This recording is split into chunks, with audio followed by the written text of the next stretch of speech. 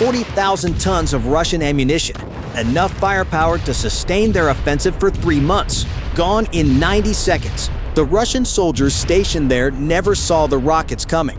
Launched from 80 kilometers away beyond the range of any Russian counterfire. 6 rockets, 6 impacts, 1 weapon system that changed everything. M142 High Mobility Artillery Rocket System, HIMARS. When the United States announced in June 2022 it would supply these to Ukraine, Russian propaganda dismissed them as irrelevant. They were spectacularly wrong. Here's what makes HIMARS revolutionary. It's a 6-rocket launcher mounted on a 5-ton truck, light enough for air transport, mobile enough for any terrain. But mobility is just the beginning. Traditional artillery fires unguided shells with accuracy measured in hundreds of meters. HIMARS fires GPS-guided rockets that strike within 10 meters of their target from 85 kilometers away. That's 53 miles of precision reach. Each GMLRS rocket carries a 200-pound warhead. The system fires all 6 in under 40 seconds, then relocates within 5 minutes, gone before Russian counter-battery fire arrives. This combination range, precision, mobility creates a weapon that can devastate high-value targets while remaining effectively invulnerable. Russian ammunition depots that were considered safe suddenly became death traps. Command posts far behind the lines became vulnerable, and Russia's entire operational approach had to change. Late June 2022, Russia controlled nearly 20% of Ukrainian territory, grinding forward through overwhelming artillery superiority, firing tens of thousands of shells daily. But that ammunition had to be stored somewhere. July 1st, 2022, a Russian ammunition depot near Izium supplied forces attacking towards Sloviansk. It contained enough ammunition to sustain operations for weeks. At 11:47 p.m., 6 HIMARS rockets struck in rapid succession. Each rocket impacted within 15 meters of designated targets, storage bunkers, ammunition stacks, fuel storage. The precision was surgical. The effect was catastrophic. Secondary explosions continued for 6 hours. The facility was completely destroyed. Estimated losses: 15,000 to 20,000 tons of ammunition, equivalent to 3 days of intensive combat consumption across the entire front. But the physical destruction was only the beginning. Russia suddenly faced a strategic crisis. Their ammunition depots, previously safe, were now vulnerable. Russia was forced to relocate ammunition storage from 40 kilometers behind the front to beyond 100 kilometers. Transport times increased. Supply efficiency collapsed. Artillery units began experiencing ammunition shortages. The strikes continued relentlessly. July 9th, Novokakhovka Depot, obliterated. July 11th, Alchevsk Depot, destroyed. July 20th, command post near Kermarsin, struck during a meeting of senior officers. By late July, HIMARS had destroyed over 30 high-value targets. Before HIMARS, Russian forces fired 60,000 artillery shells per day. After systematic depot destruction, that rate dropped to 20,000, a 70% reduction. Ukrainian positions experienced less bombardment. Russian offensive stalled. This wasn't random destruction. Ukrainian forces, working with Western intelligence, were systematically dismantling Russia's logistics infrastructure. Satellites identified targets. Intelligence verified significance. HIMARS executed within hours. August 2022, Russian forces occupy Kherson City. Their supply lines depend on 3 critical river crossings, 2 bridges, and a dam. Ukrainian commanders understand: control these crossings, control the entire Russian position. The main Antonovsky Bridge is a fortress. Traditional artillery would require hundreds of shells to damage it significantly. HIMARS needed 6 rockets, precisely placed. Ukrainian intelligence identified the bridge's structural vulnerabilities, support pillars, and roadway deck sections. 6 GMLRS rockets, properly positioned, could render it unusable without complete destruction. A HIMARS launcher positioned 70 kilometers away received encrypted targeting data. Each rocket was pre-programmed with specific GPS coordinates, not just the bridge, but individual impact points to maximize structural damage. At 2:23 a.m., launch 6 rockets in 34 seconds. Flight time 90 seconds. While rockets flew toward target, the HIMARS crew was already relocating, gone before Russian counter-battery radar could coordinate response. Impact: 6 explosions within 11 seconds. Support pillars damaged. Roadway cratered and impassable. Approach ramps destroyed. Russian vehicles on the bridge eliminated.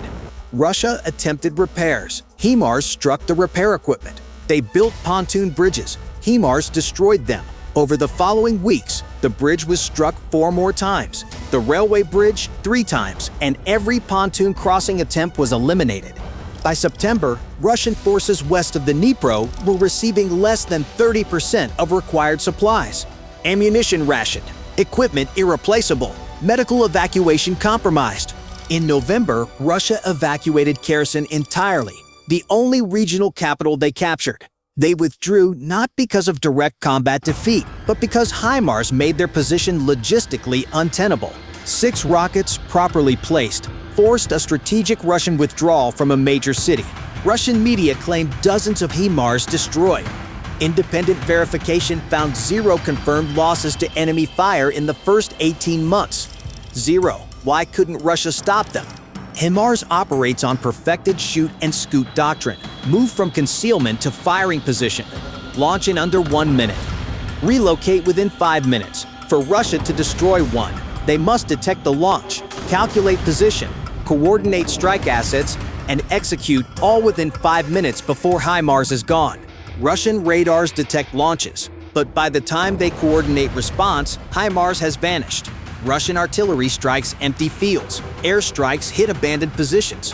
Russia deployed more drones, positioned special forces teams, announced bounties for HIMARS locations. Ukrainian forces responded with decoys, inflatable and wooden replicas that looked real to reconnaissance. Russia wasted expensive precision missiles on targets made of plywood.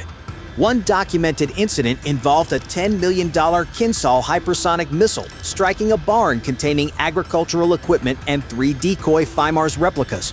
Russia attempted GPS jamming to degrade HIMARS accuracy. Limited effectiveness. GMLRS rockets use inertial navigation that functions without GPS, maintaining sufficient accuracy for large targets even when jammed. Ukrainian forces adapted, identifying areas with reduced jamming and prioritizing strikes there. They also used jamming presence as intelligence. Intense jamming often revealed high-value Russian asset locations. Despite public claims that HIMARS was ineffective, Russia's actions proved otherwise.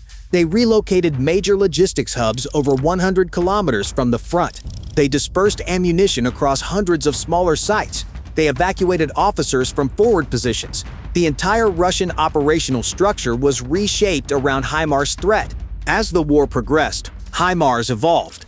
Early 2023 brought GMLRS extended-range rockets, increasing maximum range from 85 to 150 kilometers. Russian assets in Crimea, previously untouchable, suddenly became vulnerable. October 2023, HIMARS struck Jankoy Air Base in Crimea, 120 kilometers from Ukrainian-controlled territory. Multiple helicopters destroyed. Ammunition storage damaged. Russia could no longer consider any facility within 150 kilometers safe. Then came ATAC-HIMARS, Army Tactical Missile System, much larger than GMLRS. HIMARS carries only 1 or 2 ATAC-HIMARS compared to 6 rockets. But ATAC-HIMARS compensates with 300-kilometer range and 500-pound cluster warheads carrying hundreds of submunitions. ATAC-HIMARS proved devastating against dispersed targets like airfields. October 2023, a single ATAC-HIMARS strike on Luhansk airfield destroyed or damaged 9 helicopters, including rare K-52s worth $40 million each. Total damage over $400 million from one missile. Russia was forced to relocate high-value aircraft hundreds of kilometers eastward, complicating operations and reducing sortie rates. The psychological impact was profound. Nowhere within 300 kilometers of Ukrainian-controlled territory was safe. Ukrainian forces developed innovative tactics, using HIMARS for counter-air missions, striking aircraft on the ground rather than engaging them in flight, far more cost-effective than air-to-air combat. By 2024, Ukrainian forces had integrated HIMARS with NATO intelligence networks, satellites, signals intelligence, high-altitude surveillance. This created kill chains measured in minutes, target identification to weapon impact in 10 to 15 minutes. Time-sensitive targets, command meetings, ammunition convoys, refueling aircraft were eliminated before they could disperse. By late 2023, HIMARS had destroyed or damaged over 400 high-value Russian targets. Russia possesses its own multiple rocket launchers, the Smerch and Tornado S, with similar range. So why has HIMARS been so much more effective? 3 reasons: precision, survivability, and integration. HIMARS achieves 10-meter accuracy. Russian systems, even modern variants, have accuracy measured in dozens to hundreds of meters. HIMARS destroys a specific building with 6 rockets. Russian systems require 30 to 50 rockets for equivalent effect. HIMARS can fire and displace in 5 minutes. Russian systems require 15 to 20 minutes to prepare, fire, and relocate. In counter-battery warfare, those extra minutes are often fatal. Ukrainian forces have destroyed dozens of Russian launchers through counter-battery operations. HIMARS losses to counter-battery fire, 0, and HIMARS operates within a comprehensive NATO intelligence network. Russian systems lack comparable integration. The lesson is clear. Modern warfare isn't about having weapons with impressive specifications. It's about precision, integration, training, and doctrine. HIMARS succeeds because it's the most effectively employed system on the battlefield. Military forces worldwide are studying these lessons. Poland ordered over 400 HIMARS launchers. Australia, Romania, Estonia made purchases. Japan is reconsidering artillery doctrine entirely. Several profound lessons have emerged. First, precision defeats mass. 6 accurate rockets achieve more than 600 poorly aimed shells. Second, integration is everything. HIMARS succeeds as part of a network, not in isolation. Third, mobility equals survivability. In an era of ubiquitous sensors, static positions are death sentences. Fourth, deep strike changes strategic calculus. When commanders can strike hundreds of kilometers deep, there is no safe rear area anymore. These lessons are reshaping military doctrine globally. Future conflicts may be won not by the side with the largest military, but by the side with the most advanced precision strike capabilities and best intelligence integration. In warfare history, certain weapons transcend their specifications to become symbols of transformation. The longbow at Agincourt, the machine gun in World War I, the aircraft carrier in World War II. HIMARS has joined this legacy. Over 2 years of operations, HIMARS destroyed hundreds of high-value Russian targets. But its true impact goes beyond physical destruction. HIMARS forced Russia to fundamentally reorganize their entire military operation around the threat of precision strikes. Ammunition depots pushed beyond 100 kilometers from the front. Command posts relocated constantly. Supply operations dispersed and complicated. Artillery positioned cautiously. Air assets withdrawn from forward bases. All because of one weapon system Russia initially dismissed. For Ukraine, HIMARS became a symbol of resilience and technological superiority, proof that a smaller nation could defend itself through innovation and determination. For Russia, it became a nightmare they couldn't counter, couldn't destroy, and couldn't ignore. For military planners worldwide, HIMARS became proof that the future of warfare lies in precision, integration, and speed, not mass and brute force. The lessons learned here will shape military doctrine for decades. As the war continues, HIMARS remains operational, striking targets, degrading Russian capabilities, enabling Ukrainian operations. Each launch is a reminder that modern warfare has changed, that the invisible battlefield of sensors, networks, and precision fires has become as decisive as the visible battlefield of troops and tanks. This is the new face of war, surgical, calculated, devastating. And it's being written in the trails of GPS-guided rockets launched from platforms that arrive, strike, and vanish before the enemy can respond. Welcome to Precision Strike Warfare. This is how modern wars are won. Thank you for watching this analysis of HIMARS operations in Ukraine. Stay informed, stay analytical. We'll see you in the next documentary.